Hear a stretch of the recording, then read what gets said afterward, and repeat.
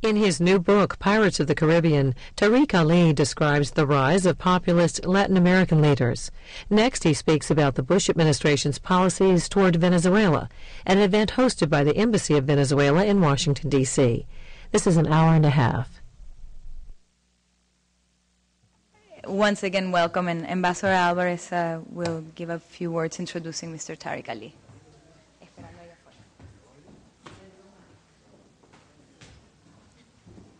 Good night, and thank you for coming. Thank you, all of you. I would like to recognize Ambassador Dagoberto from the Cuban Interest Section in Washington. Dagoberto, welcome. I think we also have a representative of the Bolivian Embassy. Welcome, my friend. And, well, we have friends, all of you, and thank you for coming for us when we knew that Mr. Tariq Ali was coming to the U.S. to present his recent book with a very interesting title, as you might see. I leave it for you. And we were very happy to open the Bolivarian Hall for this presentation, and we will have him talking to us for a while, and and then we would like to just offer a cocktail in the residence so we can interact, and you can interact with him and among ourselves. So again, thank you very much for being here. This is what we have built this hall precisely as a way of presenting ideas, discussions, seminars, and cultural events. And we are, as I said, very happy to be today hosting Mr. Tariq Ali in the presentation of his book. We have also the people from Politics and Prose, they are the editors, and you have there not only the new book, but the old books of Tariq. And so again, thank you very much, and then we will have Mr. Tariq talking to us, and thank you again for coming. Bye.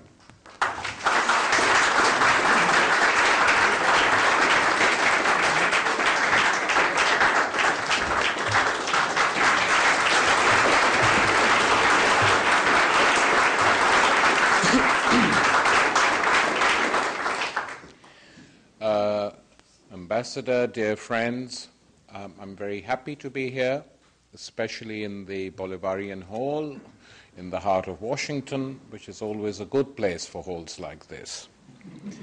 I'm here on a tour of the United States to discuss my new book, a book which is called Pirates of the Caribbean. And the pirates are Fidel Castro, Hugo, Chavez, Evo Morales, and we mean pirates, of course, in a good sense, because there was a tradition amongst the old pirates of democracy, of sharing with each other, of accountability to each other, and these are the traditions which we recover, and of course those pirates were always regarded as outlaws. But the subtitle of this book, Axis of Hope, is in fact a more important title, because we were in a world where hope had virtually disappeared in the 90s. It seemed that nothing was possible, that nothing could be done, that the Washington consensus of neoliberal economics, buttressed by its set of international institutions, could not be challenged. And then suddenly, a whole wave of social movements erupted in Latin America.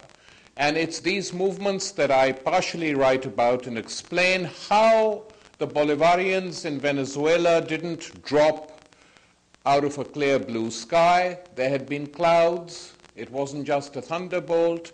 And that these clouds had been growing for some time, that there had been storms. And many people, especially in the United States, imagine that the first revolt against neoliberal economics and globalization took place in Seattle. in 1999? Well, it was what happened in Seattle when the kids came out against globalization and for global justice was very important, but the first real revolt against the international institutions had taken place in Venezuela 10 years previously, in 1989. The Great Caracazo, an uprising of the Venezuelan poor against the decision to implement IMF World Bank policies implemented by a social democratic government which had promised people it would do the exact opposite. And tens of thousands of people came out in Caracas and neighboring towns and were shot dead. The exact figures of those killed we still don't know because there were some buried in mass graves. But between 2,000 to 3,000 people was the figure provided by the investigation which was carried out by a hemispheric organization 10 years later.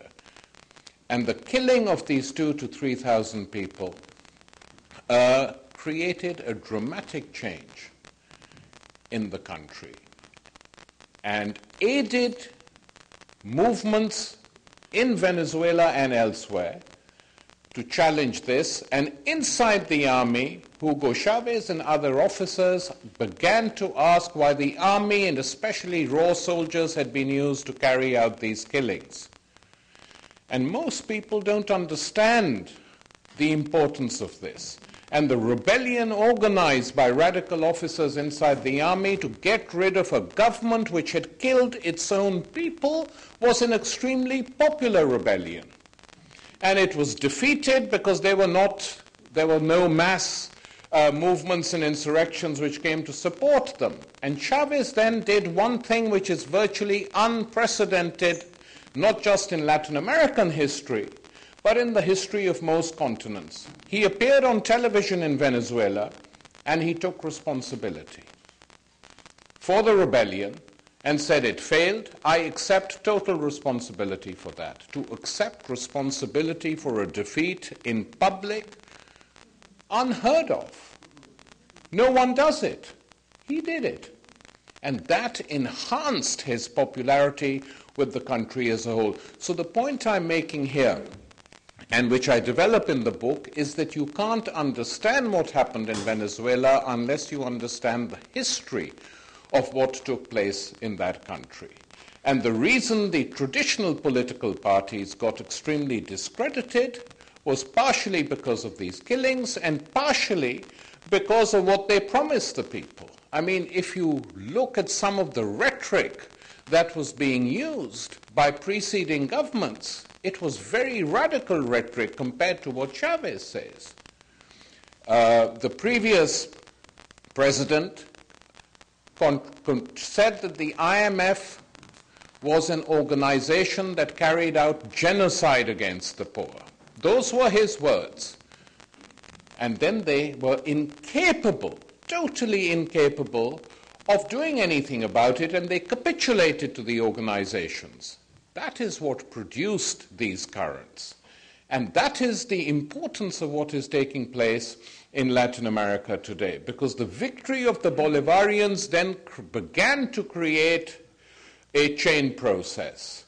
That if it's possible in Venezuela, many people asked, in Latin America, in other parts of the country, of the continent where the problems are the same, why can't it happen here? Why can't we do something like that? Now, what was this something which frightens the Western establishments so much? What is it?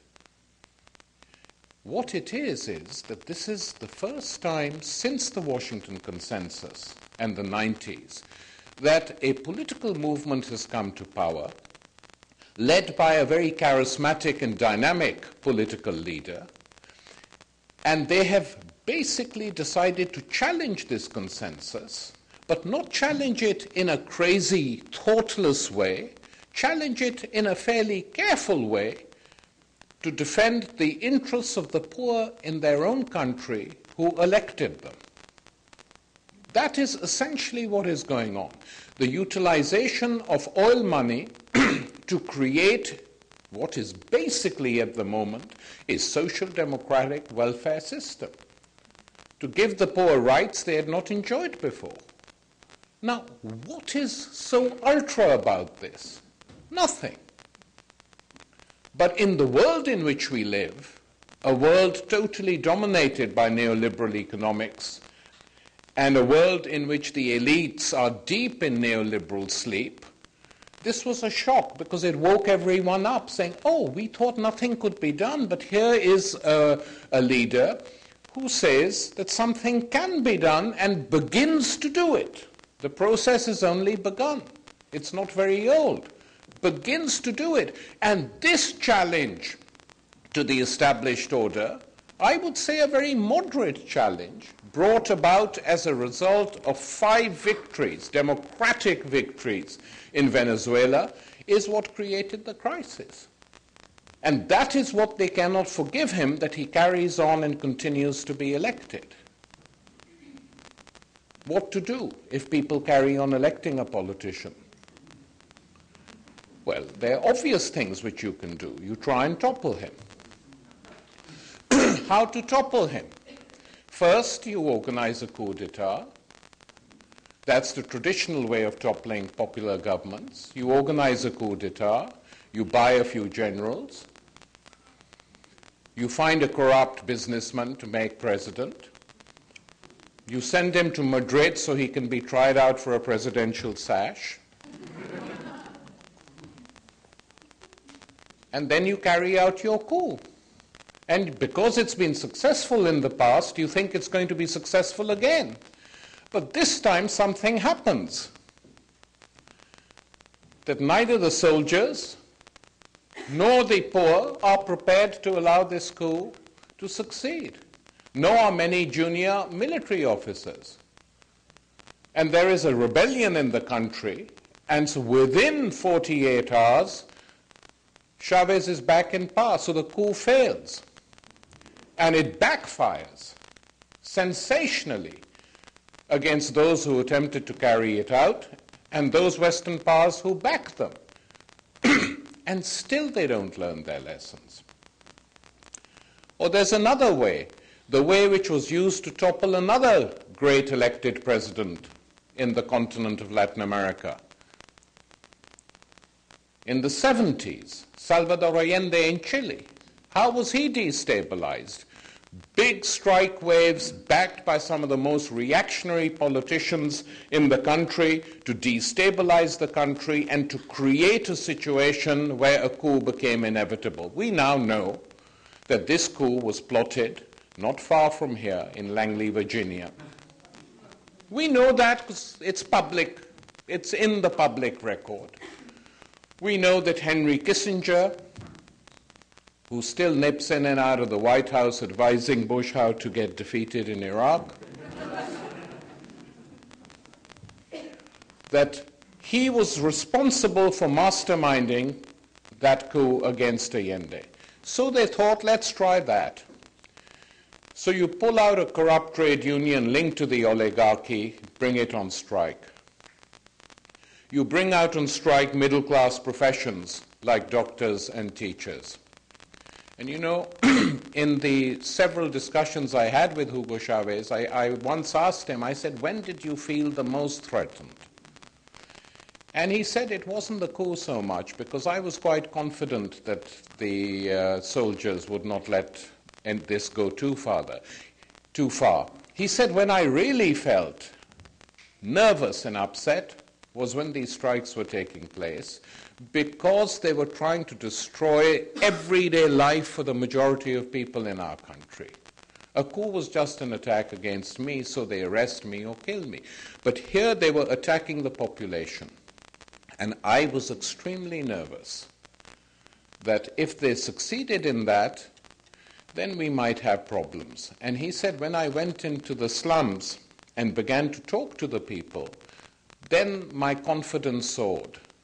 And he said something to me, which I put on the back of this book because it was incredibly moving, about how much lift he got from talking to poor, really poverty-stricken women in the barrios.